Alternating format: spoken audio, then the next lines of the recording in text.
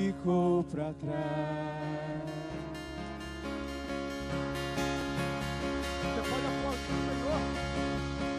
Você pode aplaudir o Senhor.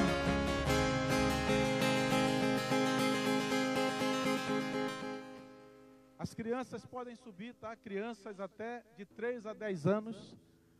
Hoje é o Renzo e a Carla, mas enquanto eles não chegam, a Aline e a Alain, Juliana e irmã Isomar. Irmã Isomar se encontra? Hoje a senhora, a irmã Isomar, está escalada. As crianças de 3 a 10 anos. Está baixo aí? Está dando para ouvir? Está ruim a voz? Acho que tem que aumentar um pouquinho mais, Moa. Oi. Oi, tá bom? Ou tá muito alto agora? Agora tá alto demais, né, meu irmão? Agora você exagerou. Aí na live, tá, cadê o pessoal da live? Alguém aí que está em casa, dê um retorno. Porque todo domingo fica muito baixo, né? O pessoal diz, está baixo, não sei o quê. Você que está em casa, dê logo... Digite aí se está bom o som, se está ruim. Graças a Deus. Você vai fechar os seus olhos agora. Você vai pedir que o Espírito Santo remova toda e qualquer barreira que possa lhe impedir de entender o propósito de Deus nessa noite. Peça ao Espírito Santo agora, retira do meu coração, da minha mente, toda e qualquer barreira que me impeça de receber a palavra de Deus na sua totalidade, na sua plenitude. Diga para ele assim, fala comigo, Espírito Santo. Fala comigo, Espírito de Deus. Quero ouvir a tua voz, quero ser tocado por ti, quero ser tocada por ti nesta noite. Quero sair daqui transformada por ti. Em nome de Jesus. Se você orou assim, diga amém. Então você pode sentar no seu lugar. Quero pedir que você preste atenção, porque são apenas, no máximo, 25 minutos de pregação. Não vou demorar. Vocês sabem que nesses dias as pessoas estão muito ligadas às coisas materiais. Estão. Ninguém pode negar isso. Mas hoje eu quero levar você para as coisas do céu. Amém? Hoje eu quero levar você para... Eu quero aquecer o seu coração com as coisas do céu. E eu quero começar falando sobre um profeta, que nós vamos usá-lo como base para essa pregação hoje à noite. O profeta Elias. O profeta Elias, ele foi um tipo ou uma figura da igreja que será arrebatada. Por isso que o ministério dele foi tão poderoso. Por isso que ele fez coisas assim que a gente inimagináveis. Esse homem foi tão corajoso, tão usado por Deus.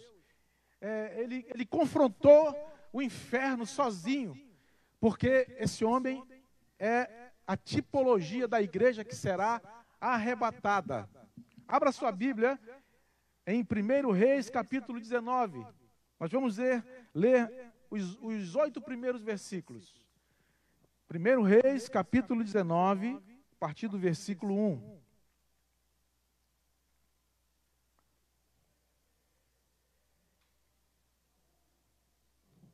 Que maravilha, irmãos. Igreja para acolá, né? Está abrindo mais umas 3 igrejas aqui no conjunto. Eu quero que abra tudo de igreja, meu irmão. Todo mundo se converta. Cadê o amém de vocês? Ah, vocês querem que abra bar, terreiro de macumba? Não, né? Tem que abrir a igreja mesmo. Diz assim, 1 Reis, capítulo 19, verso 1. Ora, Acabe fez saber a Jezabel tudo quanto Elias havia feito. Ele tinha destruído ele tinha matado aqueles 850 profetas. Então Jezabel mandou um mensageiro a Elias e dizer-lhe, assim me façam os meus deuses, e outro tanto, se até amanhã, a esta hora, eu não fizer da tua vida como tu fizestes a um deles. Quando Elias ouviu isso, levantou-se para escapar com vida e se foi. E chegando a Berseba, que pertencia a Judá, deixou ali o seu moço. Ele, porém, entrou pelo deserto o caminho de um dia. Foi sentar-se debaixo de um zimbro, uma árvore, né? E pediu para si a morte, dizendo: já basta, Senhor, toma agora a minha vida, pois não sou melhor do que meus pais. Agora, preste atenção, tá? Nesses próximos versículos. Versículo 5. Deitando-se debaixo do zimbro dormiu. E eis que um anjo o tocou. E lhe disse: levanta-te e come. Ele olhou e eis que à sua cabeceira estava um pão cozido sobre as brasas e uma botija de água. Então ele comeu, bebeu e tornou a deitar-se. E o anjo do Senhor veio segunda vez e o tocou e lhe disse: levanta-te e come, porque vai ser longa a tua jornada. Levantou-se, pois, comeu e bebeu, e com a força desse alimento, caminhou 40 dias e 40 noites, até Horebe, o monte de Deus. Com a força de um pão e uma botija de água, ele caminhou 40 dias até Horebe. Horebe era conhecido como o monte de Deus. Elias, ele foi levantado como profeta numa das eras mais negras da história de Israel. Acabe governou por 22 anos. E ele casou com uma mulher de outra nação chamada Jezabel. E quando ela tomou posse como rainha, o primeiro decreto que ela colocou foi que todos os sacerdotes e profetas que serviam a Deus fossem mortos. Então começou uma matança, uma carnificina de profetas e sacerdotes. Mas havia um homem no palácio chamado Obadias, ele escondeu 100 homens de Deus. Escondeu em cavernas e alimentou eles durante muitos anos. Então, Elias é levantado nessa época em que Acabe construiu em cada cidade um templo a Baal e um templo a Azera. Baal era um deus filisteu que se comparava ao Deus Criador. Só para você ter uma ideia. Azera era a esposa de Baal, que também era sua mãe, considerada a deusa da fertilidade. Então era esse balaio de gato espiritual do inferno que estava sobre o povo de Israel. E Elias é levantado e ele é a figura da igreja que vai ser arrebatada. Olha, Elias significa Deus é o meu Senhor. Deus é o meu Senhor. Elias levantou-se contra Acabe corajosamente. A igreja nasceu para se levantar corajosamente contra Satanás e o inferno. Amém? Elias defendeu corajosamente o culto verdadeiro a Deus sem idolatria.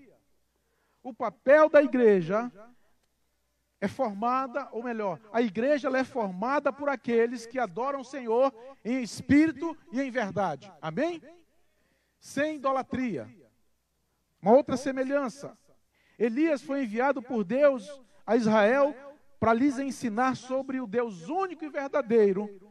A missão da igreja é anunciar Jesus Cristo como o único e suficiente Salvador dos homens. Essa é a grande missão da igreja. E finalmente Elias, ele não passou pela morte, ele foi arrebatado em uma carruagem de fogo. A igreja, ainda que morra, viverá e será arrebatada para as bodas do Cordeiro.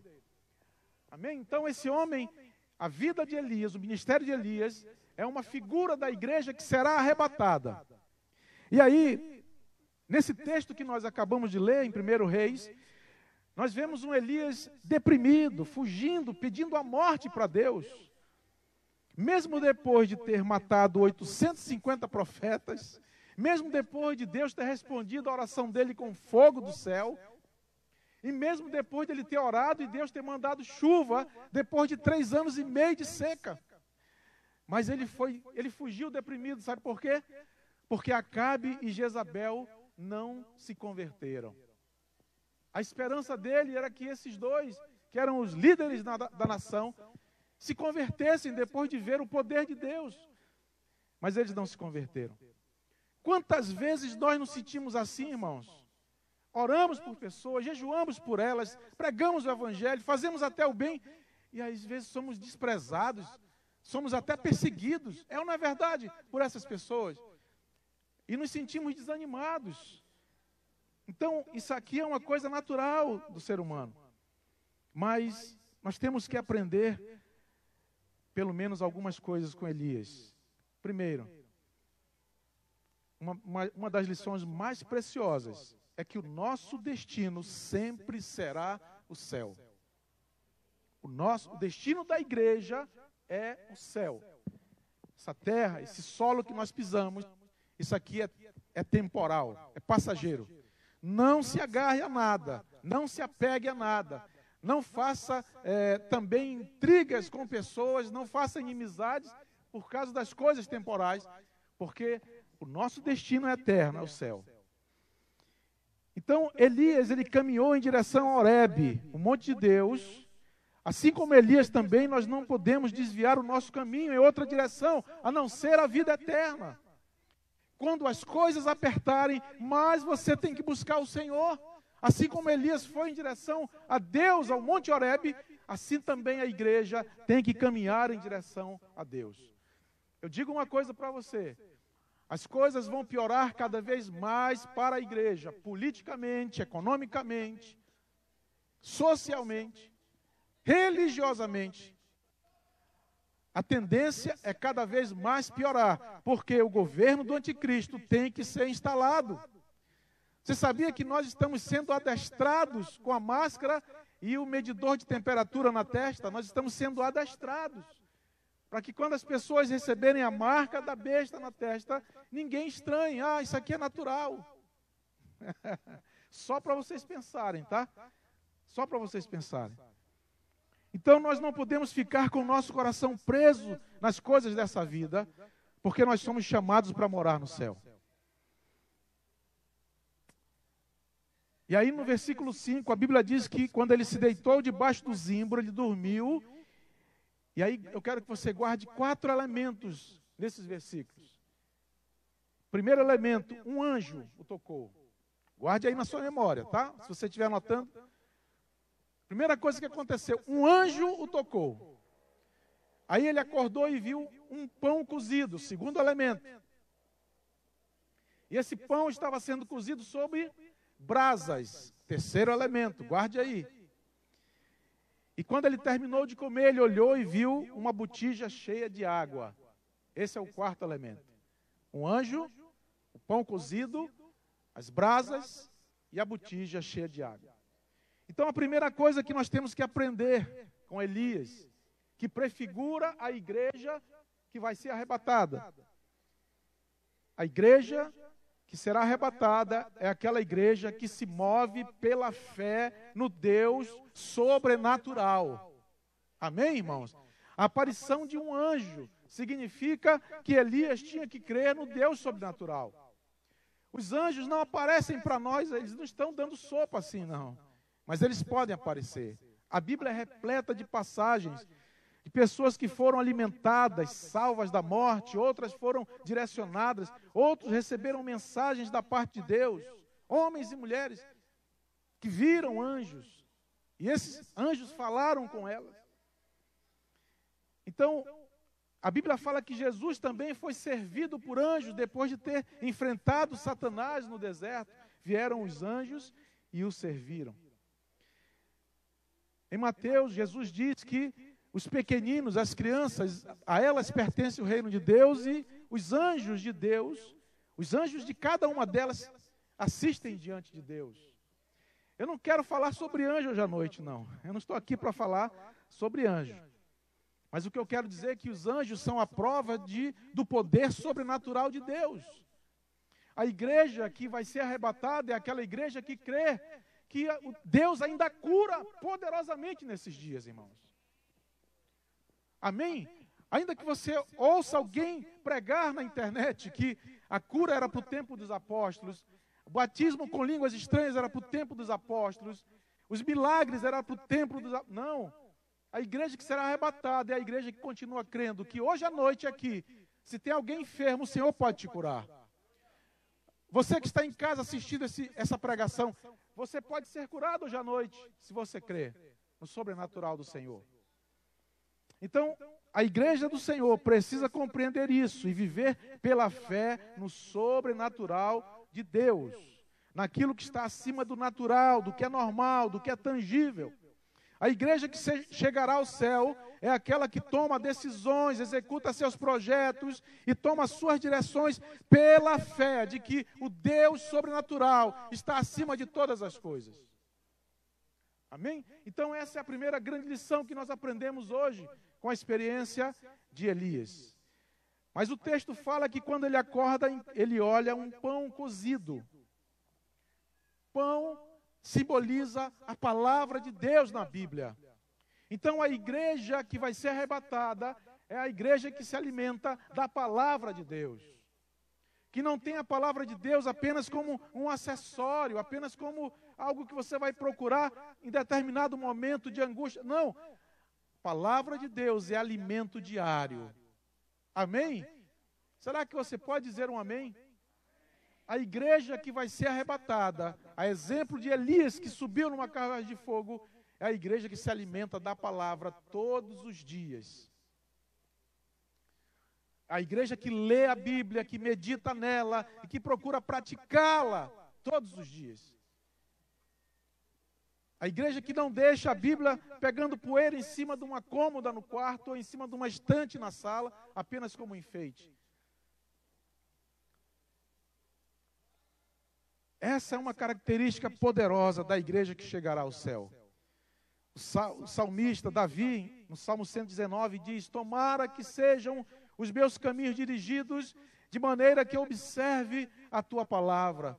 Então não ficarei confundido, atentando para todos os teus mandamentos. A minha alma se consome de tristeza, fortalece-me segundo a tua palavra. Antes de ser afligido, eu me extraviava, mas agora guardo a tua palavra. Amém, amados irmãos? Valorize esse livro, querido. Eu não canso de falar isso aqui. Eu vou ficar velho, cabeça bem branquinha, curvado, se Deus permitir, pregando isso todos os domingos. Leia esse livro todos os dias, e todos os dias Deus vai falar com você. Se você ler esse livro todos os dias Deus vai falar contigo. Aqueles que se alimentam da palavra caminham pela força que nela encontram. A força daquele alimento, aquele pão cozido, levou Elias a caminhar 40 dias e 40 noites até Horebe. Foram 40 dias de jejum, porque ele se alimentou no primeiro dia, né? E depois ele caminhou 40 dias. Se você quer ter força para ir até o fim, para chegar até o céu, você tem que se alimentar da palavra de Deus. A igreja primitiva, ela presenciou sinais e milagres que talvez nenhum de nós aqui tenha visto. Imagine, enfermos serem curados com a sombra dos apóstolos, cegos, coxos eram curados instantaneamente. Mas mesmo diante desses milagres, eles não abriram mão da palavra. Amém, queridos? Por isso que nós estamos aqui e somos discípulos dele. Se você tem um coração, no seu coração, um desejo profundo de servir a Deus, comece a alimentar-se da palavra diariamente, constantemente, incansavelmente. Agora, a própria palavra, ela precisa migrar da nossa mente até chegar no nosso coração para ser um alimento espiritual. Não se trata de performance. Eu li 5 capítulos hoje. Não. Trata-se de intimidade. Eu li um versículo hoje, mas o Senhor falou comigo. E foi algo poderoso. Amém, queridos? E a Bíblia diz que Elias, então, levantou-se, comeu viu aquele pão, e ele estava sobre brasas. Brasas fala de oração, uma vida incessante de oração. No Antigo Testamento havia um altar do incenso, e esse altar de incenso não podia apagar. Ele representava as orações do povo hebreu diante de Deus diariamente. Então, havia um grupo de sacerdotes que todos os dias tiravam as cinzas e colocavam madeira nova. Tem até um corinho que a gente canta, né, um louvor, que a brasa viva no altar. Não podemos esquecer, né, de colocar madeira nova. Então, a brasa ali, naquela experiência de Elias, representa a nossa oração incessante, porque é a oração incessante que aviva a palavra no coração da igreja que vai ser arrebatada. Leitura da palavra e oração é a lição de casa de todo crente.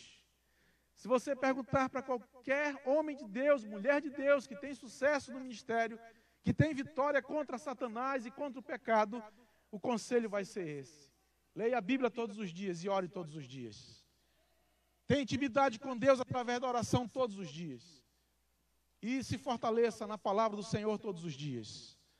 No Antigo Testamento, esse fogo no altar do incenso, ele não poderia se apagar. Então os sacerdotes tinham que colocar madeira todos os dias no tabernáculo. Eu quero dizer uma coisa para você. Antes de nós orarmos a Deus, nós não temos poder para fazer absolutamente nada. Poderemos até fazer muitas coisas, mas sairemos frustrados em muitas delas. Mas depois de orarmos a Deus, nada será impossível para nós fazermos. Amém? Então a disciplina da oração é representada aqui por essa brasa que aquece o pão, que cozinha o pão que nos alimenta. É interessante que Elias havia orado pelo filho da viúva de Serepta, e ele viveu, ele foi ressuscitado. Depois Elias ora pelo fogo no Monte Carmelo, e o fogo cai e consome o holocausto. Depois ele ora pela chuva, depois de 3 anos e meio de seca, a chuva cai. Mas aqui, quando ele ora pedindo a morte, ele não é atendido. Ele pede: Senhor, mata-me, porque eu não sou melhor que meus pais. Sabe por quê? Porque ele estava orando sem atender ao propósito de vida para o qual ele nascera. Ele estava sendo, vamos dizer assim, insensato. Ele estava pedindo algo completamente fora da vontade de Deus. Quando nós oramos baseados na palavra de Deus, as nossas orações são como brasas que aquecem a palavra depositada no nosso coração. E elas se transformam em pão espiritual para a nossa vida e para alimentarmos outras pessoas que precisam ouvir a palavra do Senhor. Por isso que palavra e oração não podem andar separados. Um completa o outro. Quando nós oramos, se estamos cheios da palavra, oramos segundo a vontade de Deus. E vamos fazer essa vontade e vamos alcançar outras pessoas e ensiná-las acerca dessa vontade. Jesus passava tempos em oração falando com Deus. Por isso seu ministério foi frutífero. Os apóstolos tiveram que dedicar-se somente à palavra e à oração, e daí surgiram os diáconos. Então nós também não podemos abrir mãos, irmãos, desses 2 elementos, a oração e a palavra. A Bíblia nos instrui: orai sem cessar, orai uns pelos outros, orai pelos santos para que tenham ousadia na pregação do Evangelho, orai pelos enfermos, orai pelos que vos perseguem, orai pelos vossos inimigos, orai pelas autoridades constituídas. Ainda diz mais: se não tem sabedoria, pedi a Deus e Ele vos dará sabedoria. Crer no sobrenatural, ler a palavra e ter uma vida de oração diária são as marcas de uma igreja que vai ser arrebatada. Mas há um último elemento, qual é? Você que guardou aí, qual é o último elemento? A botija de azeite, de água, né? A botija cheia de água. Irmãos, a igreja que vai ser arrebatada é aquela que busca ser cheia do Espírito Santo de Deus. A igreja que vai ser arrebatada é aquela que busca ser cheia do Espírito e ser dirigida pelo Espírito. Porque não adianta você querer ser cheio do Espírito e não obedecer à vontade do Espírito. Querer fazer a sua vontade, querer fazer do seu jeito. A Bíblia diz que quando os apóstolos estavam reunidos lá em Atos, Eles perguntaram para Jesus se seria aquele momento que o reino a Israel seria restaurado. Então ele disse, a resposta dele foi: a vós não vos compete saber os tempos ou as épocas que o Pai reservou à sua própria autoridade, mas recebereis poder ao descer sobre vós o Espírito Santo e ser-me-eis testemunhas, tanto em Jerusalém, como em toda a Judéia e Samaria, e até os confins da terra. A igreja que chegará ao céu se mantém na firme obediência à voz do Espírito Santo, e o tem como companheiro e como guia. Entenda isso. Não queira fazer nada sem a direção do Espírito. E aí vem a palavra, a oração e o crer no sobrenatural. Porque o Espírito Santo pode falar contigo em sonho. Ele pode falar com você quando você estiver orando através de uma visão. Ele pode usar uma pessoa espiritual e falar com você. Amém? Mas você tem que crer. Porque se você não crer, ele vai falar contigo e você vai dizer, não, eu não acredito. É coincidência, é invenção. Mas quando nós cremos no sobrenatural, o Espírito nos dirige e temos sede por ele. E aí, irmãos, a Bíblia diz que Elias chegou a Horebe com a força desses elementos para cumprir o propósito principal para o qual ele foi chamado, que foi ungir um novo rei sobre Judá, o rei Jeú. Elias nasceu para isso. Mas antes de ele cumprir o seu propósito, ele tinha que ter essa experiência com Deus sobrenatural.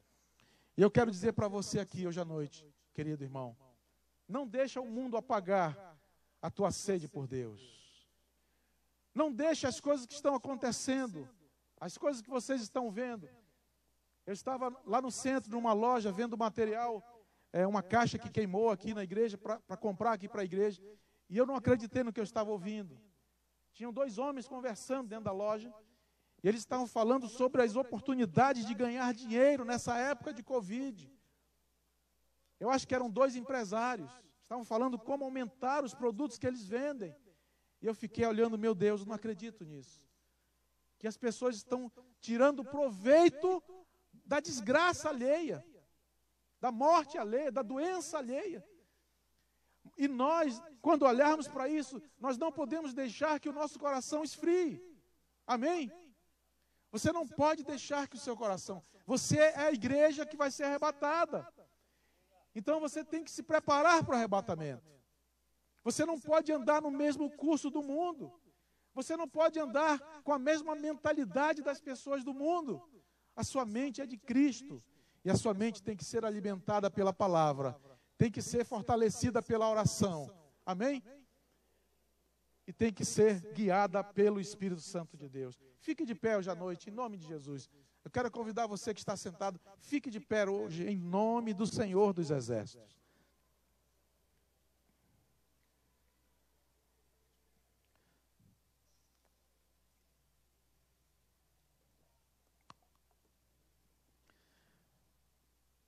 Eu nunca deixei de acreditar, desde